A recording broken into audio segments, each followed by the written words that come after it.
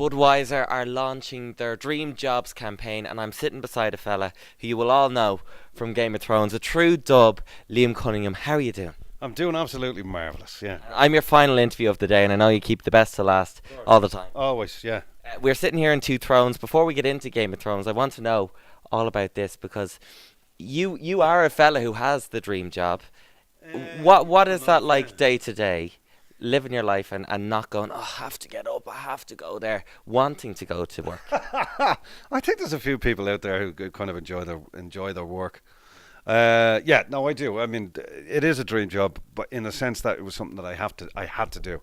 And listen, when I was earning tuppence halfpenny doing theatre jobs that hardly anybody came to see, I still had the same sort of enjoyment as when something goes through the roof, and a lot of people love. It's because it's pursuing something that you want to do, and that's what the fine people of Budweiser are trying to do for one, or actually more than one lucky, character that comes in with his or her passion, and to have somebody that is going to assist you in pursuing that passion is a wonderful thing, I wish I'd have had that when I was starting off. One part of getting your dream job, I believe, is identifying that one thing that makes you want to get up in the morning, makes you have that fire in your belly.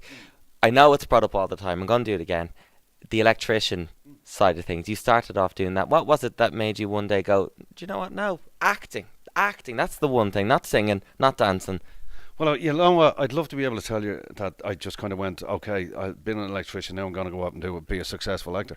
It doesn't work like that. I used to live in Africa. I lived in Africa for about 3.5 years, and when I was on leave from the ESB, who I was an electrician with.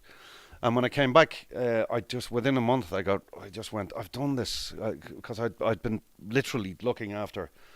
One of the areas I looked after was the National Park of Zimbabwe, which is the size of Belgium, and it's 16,000 elephants and blah, blah, blah. Very glamorous. And when I came back to my little yellow van driving around Dublin, it didn't have the same glamour. So I was looking for a distraction. And I always kind of loved movies and naively kind of went, I'll have a go at this. But I was looking for a hobby. And it wasn't until I started doing it that I discovered it turned into a passion. So people come from this thing from all sorts of different routes, or different, backgrounds and whatever it may be. And to discover something that you really love doing.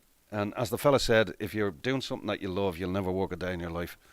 And to be able to, with Budweiser, to facilitate somebody starting off on that journey is a real privilege. So your job with Budweiser here is to find 5 people that have this goal, a dream, in whatever area, whittle them down from probably the thousands of applicants, and then we, the public, decide who wins? Correct. Isn't that the democratic way? I think it's the best way to do it. Rather than having the 3 judges decide, okay, we think they're going to be, is that we will it down to these 5 characters, these lucky characters. And they, not only is it just the winner, but the 5 are going to get videos out there to show to show the public what they can do. So it may not it may not be that the winner is the one that is the most successful. Maybe it's one of the other 4. But it's creating a platform, and that's the most important thing. Was there one moment where you went, "Wow, I've made it. It's happened"? I remember going to one of the best moments I ever had was with my dad in the 70s, going to see Jaws when it came out in the Adelphi. Yeah. And I remember sitting down having a crap scared out of me by this fish, and sitting with my dad, and it was one of those gorgeous moments that I had with my dad, and we were out together, and both of us were crapping ourselves after seeing this wonderful film. And 30 years later, I'm sitting being directed by Spielberg in Warhorse, and I'm kind of going, this is weird. Oprah calls that a full circle moment. Is that what she calls it? Well, I had a full circle moment where I'm working with this man, this extraordinary guy who had such an influence on me earlier on with filmmaking, and he's a brilliant, brilliant filmmaker. But to be there doing a scene with Spielberg was kind of... So you get these little moments now and again, and anytime I go to see a film, like if I do an American studio film, to see the Warner Brothers or the Fox or Columbia or Disney, whatever it may be, coming up when you're in a movie and this thing comes up on screen, the hair still goes up in the back of my neck. I just love it. Well, no, it's not that it's big. It's that you're doing a Hollywood movie, and there's something that just puts a smile on your face about that. It's kind of cool. When it moves from working on RTE dramas and sort of semi-small scale stuff to the world stage, what was it like when you began to walk the streets of LA, New York, these places, and you're noticed by Americans now. Not just Americans, the whole Game of Thrones thing, man. Anywhere you go in the world now, it's ridiculous. There's no anonymity. There's no hiding place anymore. You can't lie about where you were. I wasn't in town. Yeah, I saw the tweets. I saw the photograph of those two girls in the bikinis. So there's no hiding. We'll cut that bit out. No, you won't.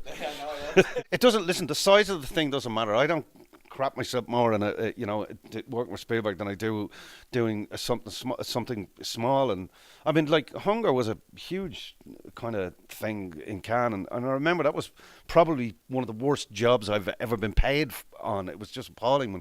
But you don't do it. It's the stuff on the page is the reason you want to do it. And if somebody doesn't have the budget, then you try and you work around that. You cut your cloth to suit you or whatever, So and that's what you do. So I take every job as serious as the budget is. It'd be lovely to be handed a Ferrari at the end of some job, but if you're handed a pencil and a cup of tea, I'm as happy with that. It's about the work. Red FM.